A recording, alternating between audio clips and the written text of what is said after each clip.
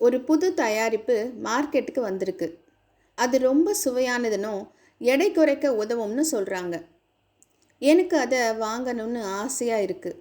ஆனால் அது யானை விலை விற்கிது. அவ்வளோ விலை கொடுத்து வாங்கி டேஸ்ட் பிடிக்கலனா அதை யூஸ் கூட பண்ண மாட்டேன். காசு வேஸ்ட் பண்ண மனசு வரல. என்ன பண்ணலான்னு யோசிச்சுட்டே இருந்தேன். அன்றைக்கி சூப்பர் மார்க்கெட்டுக்கு போயிருந்தேன்.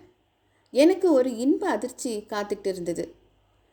நான் வாங்கணும்னு நினச்ச அந்த வெயிட் லாஸ் ப்ராடக்ட் ஃப்ரீ சாம்பிளாக எல்லாருக்கும் கொடுத்துட்டு இருந்தாங்க.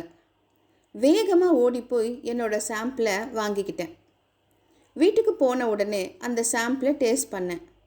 எனக்கு அந்த டேஸ்ட் சுத்தமாக பிடிக்கல. கடவுளே, நல்ல வேலை அதை வாங்கலை.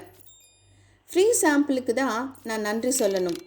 இல்லைனா தவறான ப்ராடக்டை வாங்கி காசை வேஸ்ட் பண்ணியிருப்பேன்.